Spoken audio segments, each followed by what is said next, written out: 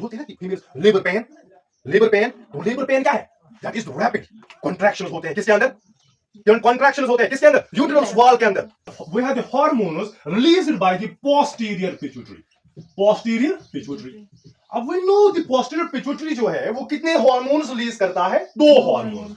One is oxytocin and another hormone is vasopressin. ठीक है ना? यहां हम आप इसे क्या कहते हैं? ADH anti diuretic hormone. Now we will come to this oxytocin.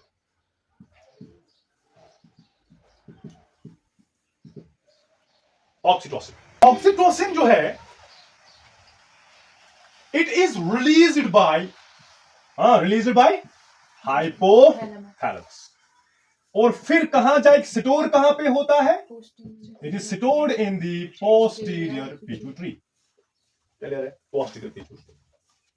अब इसकी जो फंक्शंस है ये क्या है? इसकी फंक्शन जो है, इसका जो टारगेट साइट्स है ना, वो 2 टारगेट साइट्स होते हैं. कितने टारगेट साइट्स हैं? 2 टारगेट ऑर्गन्स. ऑक्सीटोसिन के टारगेट ऑर्गन्स यानी जहां पे आपका इफेक्ट जो है वो जो है रेस्पॉन्स जो है वो जनरेट कराता है. दैट इज, एक तो यूट्रस में ये जाएगा, इसके रिसेप्टर्स है कहां पे? यूट्रस के अंदर. और दूसरा मेमोरी ग्लैंड्स, यहां बोलेंगे ब्रेस्ट्स के अंदर. Mammary glands. समझ आ रही है बात? और क्लियर है बात? ऑक्सीटोसिन के 2 target sites. One is uterus, another is breasts और मेमोरी ग्लैंड्स. यहां पे जाके ये अपना इफेक्ट जो है वो शो करेगा. Now what it does in the uterus? Uterus में ये क्या काम करता है? यूट्रस में इट कॉजेज द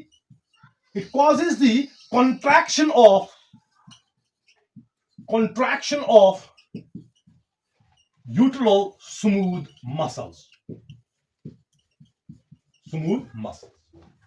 अब क्लास 9th में आपने पढ़ा है. क्लास 9th में आपने टिश्यूज पढ़े होंगे. क्या पढ़ा होगा? उसमें आपने फिर मसल्स पढ़े होंगे. ठीक है ना? उसमें आपने पढ़ी होगी स्मूथ मसल्स. क्या पढ़ी होंगी? You know the smooth muscles, they does what? They contract.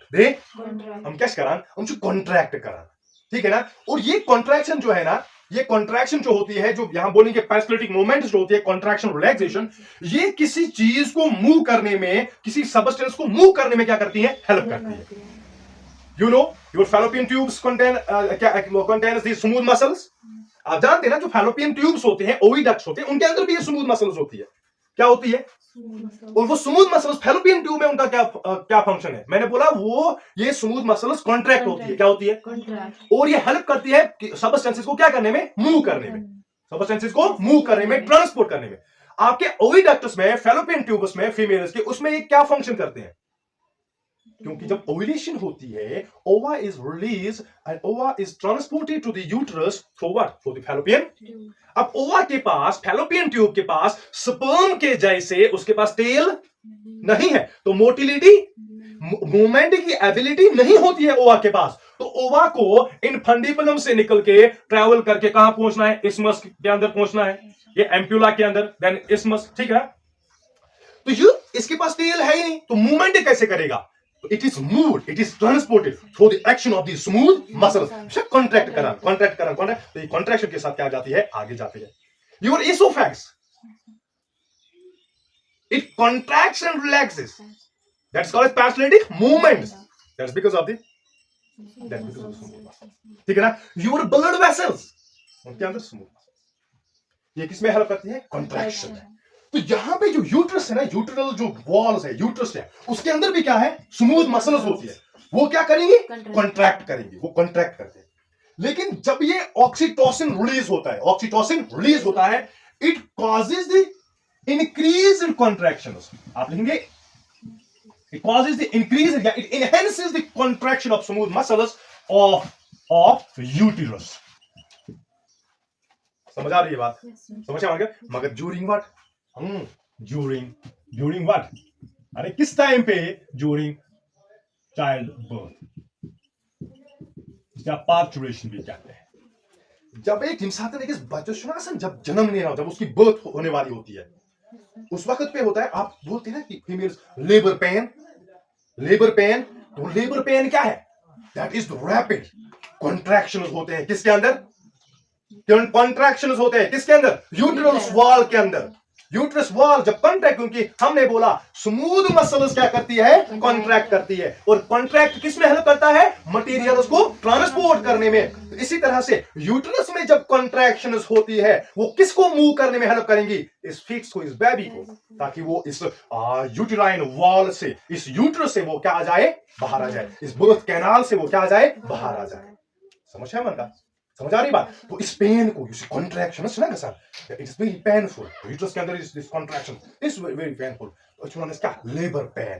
This labour that is because of the contractions. और इन contractions it's calls uh over release करूं, उसको रिलीज करने में क्या कोई पेन होगी? उसको थोड़ा सा कॉन्ट्रैक्शन लगेगा। लेकिन एक बेबी, एक कॉम्प्लेक्स स्ट्रक्चर, बड़ा स्ट्रक्चर होता है, उसको ट्रांसपोर्ट करना है, उसको मूव करना है, तो उसके लिए क्या चाहिए? स्ट्रॉन्ग कॉन्ट्रैक्शंस चाहिए।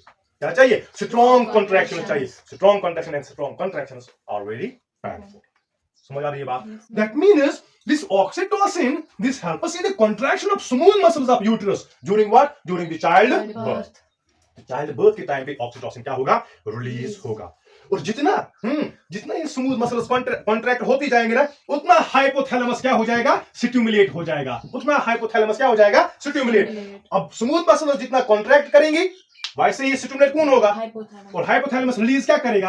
Again oxytocin. और ऑक्सीटोसिन क्या होगा? रिलीज होगा। कॉन्ट्रैक्शन स्ट्रांग होती जाएंगी और अल्टीमेटली एक बेबी की क्या होती है? बर्थ होती है।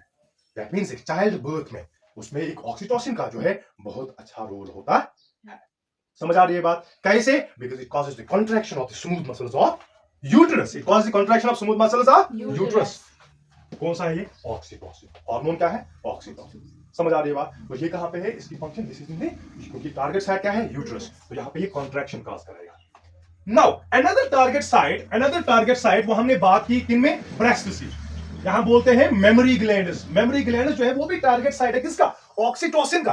तो ऑक्सीटोसिन का मेमोरी ग्लैंड्स में क्या फंक्शन है, क्या काम है? अभी हम पढ़ चुके हैं प्रोलैक्टिन जो है वो क्या करता है? That produces the milk, that produces the milk. But the function of oxytocin is that is the release of the milk. That is the ejection of the milk.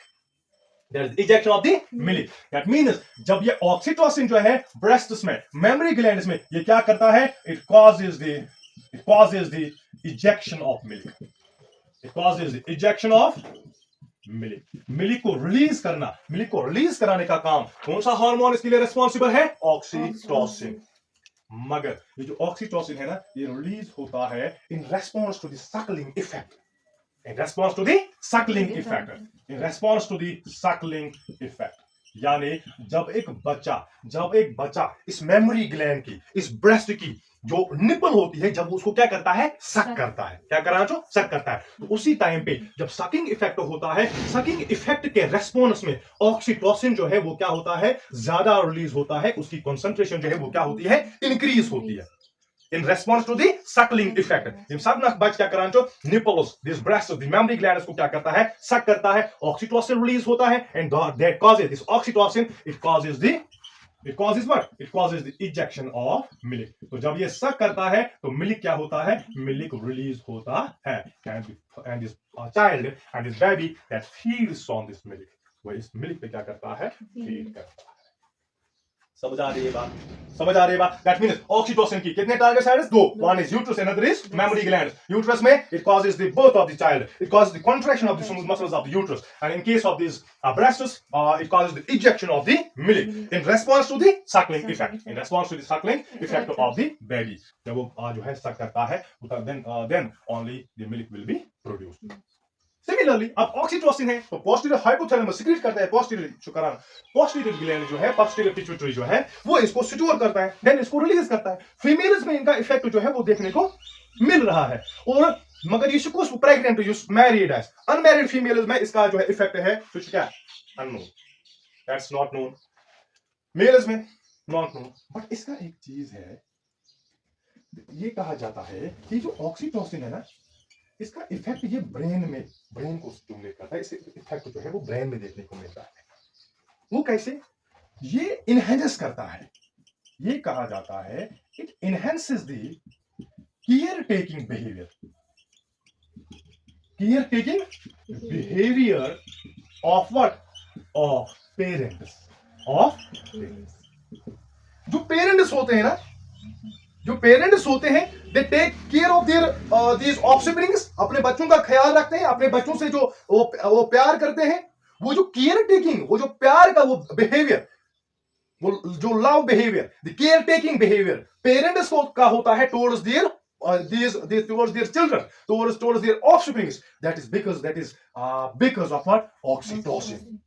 That's because of this oxytocin. जो एक बच्चे का, एक parent का अपने इस बच्चे के साथ मोहब्बत होती है, शफकत होती है, होता है कितना एक पेरेंट अपने बच्चे के लिए करता है, समझ आ रही है बात? तो it is believed that this care taking behaviour, ये जो ख्याल, ये जो मोहब्बत वगैरह, जो शफकत एक पेरेंट की एक बच्चे के लिए होती है, that is because of this what?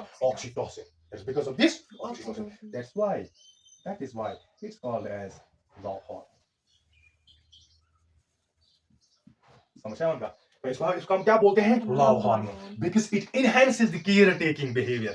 तो मेल्स में एक फादर वो अपने बच्चे के लिए कितना वो केयरफुल होता है, कितनी काइंडनेस होती है, कितनी शफकत होती है, मोहब्बत होती है. That is because of what? Oxytocin. ऐसा कुछ हमारा भी, if I am male, unmarried male, हमें भी मतलब बच्चे जो है वो हमें भी अच्छे लगते हैं, ठीक है ना? तो इसकी वजह से that is because of this what? That is because of this oxytocin. That's why it's called as it enhances the behavior. It's called as love hormone. ठीक है? और another जो sexual जो orgasm है, sexual intercourse में sexual जो orgasm है उसको ये क्या करता है? Enhance करता है. It is believed थोड़ा partly शायद ये जो सेक्सुअल इंटरकोर्स है, सेक्सुअल प्लेजर जो है वो उसको क्या करता है? एनहांस करता है.